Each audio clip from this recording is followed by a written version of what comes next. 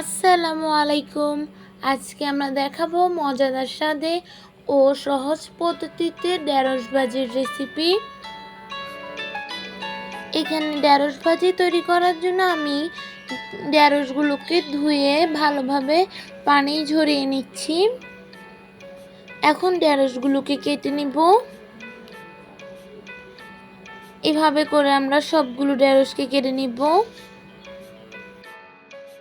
এখন ঢেঁড়স ভাজি করার জন্য ঢেঁড়সগুলো কেটে নেওয়া হয়ে গিয়েছে। এখানে একটি প্যানের মধ্যে এখন পরিমাণ মতো তেল নিয়ে নিচ্ছি। হাফ কাপ পরিমাণে পেঁয়াজ কুচি দিয়ে দিয়েছি।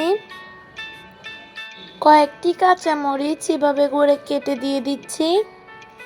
1 টেবিল চামচ রসুন কুচি দিয়ে দিচ্ছি।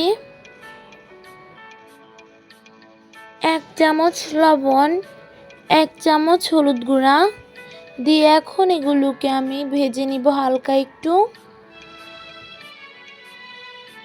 এখন কেটে রাখা ঢেঁড়সগুলো দিয়ে দিচ্ছি। এখন ঢেঁড়সগুলোকে ভেজে নিব। এগুলোকে 8 মিনিট মিডিয়াম আঁচে ভেজে নিয়েছিলাম। এখন হাই হিটে আরও কিছুক্ষণ ভেজে নিব। এগুলো ভেজে নিতে আরও 10 মিনিট সময় লেগেছে। এখন আমাদের ঢেঁড়স ভাজি তৈরি হয়ে গিয়েছে। আমাদের দেওয়া ঢেঁড়স ভাজির ভিডিওটি ভালো লেগে থাকলে আমাদের ইউটিউব চ্যানেলটি সাবস্ক্রাইব করে দিবেন এবং ফেসবুক পেজটি ফলো করে দিবেন। সাথে লাইক, কমেন্ট এবং শেয়ারও করবেন। আসসালামু আলাইকুম।